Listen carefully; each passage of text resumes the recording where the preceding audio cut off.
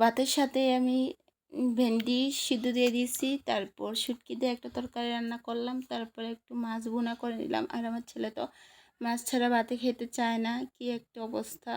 তো আজকে আমি কি করলাম না করলাম সব মিলিয়ে থাকছে। আজকের ভিডিও ভালো লাগলে লাইক কমেন্ট শেয়ার করে দেবেন। হ্যালো এভরিওয়ান, আসসালামু আলাইকুম, কেমন আছেন সবাই?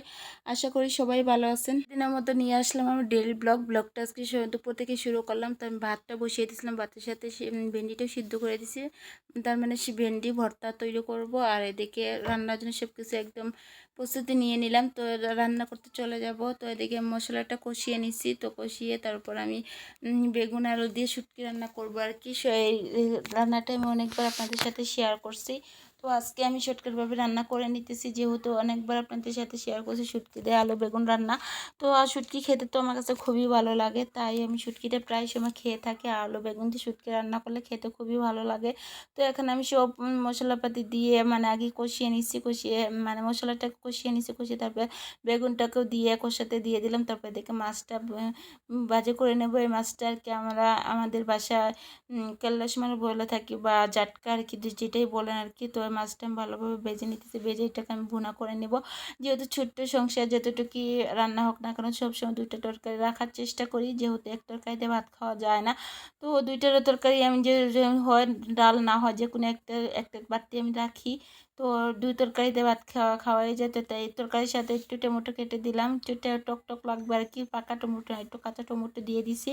তো পরিমাণের মতো পানি দিয়ে তারপরে আমি মশলাটা ভালোভাবে কষিয়ে নিব আর কি। টমেটোটা কষিয়ে দেবো। এদিকে আমার শুটকি তরকারিটা বেশখানি কষানো হয়ে আসছে। তারপর আমি পানিটা দিয়ে দিব আর কি। পানিটা দিয়ে তারপরে আমি তরকারিটা রান্না করে নিব। তো আমি এখানে নাগামরিচ দিব। তো আপনাদের সাথে একটু দেখালাম আর কি। আমি এক হাতে দিয়ে মোবাইল ধরে ভিডিও করতে খুবই কষ্ট। তারপর আমি কেটে দিয়ে দিছি। তারপর পরিমাণ মতো ঝোলের পানি দিয়ে দিলাম, দিয়ে তারপর ঢাকনাটি রেখে দেবো। এদিকে আমার মাছের মশলাটা কষানো হয়ে আসছে। তো এখন আমি মাছগুলোও দিয়ে দিব। মাছগুলো দিয়ে তারপর তরকারিটা সুন্দরভাবে রান্না করে নেব। আর এখানে আমি ফ্রোজেন করা ধনিয়া পাতা দিয়ে দেবো আর কি। ধনিয়াটা আমি পেস্ট করে রাখছিলাম, এখানে দিয়ে দেবো। এটা আমি ক্যামেরাতে ধরি নাই আর কি। এখন আমি বন্ধ মানে ডাকনা দিয়ে রেখে দেবো বেশ কিছুক্ষণের জন্য। তো আমার তরকারিটা এই দেখুন অনেক সুন্দর হয়ে আসছে। এখন অনেকেও বলতে পারেন এত ঝোল, হ্যাঁ একটু ঝোল দিয়ে রান্না করলাম আর কি, একটু বেশি ঝোল দিছি। তো দুই বেলা হয়ে যাবে আমাদের জন্য। তো এখানে আমি একটু বেগুন তরকারিটাও হয়ে আসছে, আপনাদের সাথে শেয়ার করলাম। তো আমি ভেন্ডি তরকারি মানে ভর্তাটাও করে নিতেছি খাওয়া দাওয়ার জন্য। তো আর ভেন্ডি ভর্তা আমার কাছে খুবই ভালো লাগে, খুবই একটা স্বাদ হয় ভেন্ডি ভর্তাটা। তো এখানে আমি ভেন্ডি ভর্তাটা করে নিতেছি। তো কে কে ভেন্ডি ভর্তা খেতে ভালোবাসেন কমেন্ট করে বলে যাবেন, পছন্দ করেন আর কি।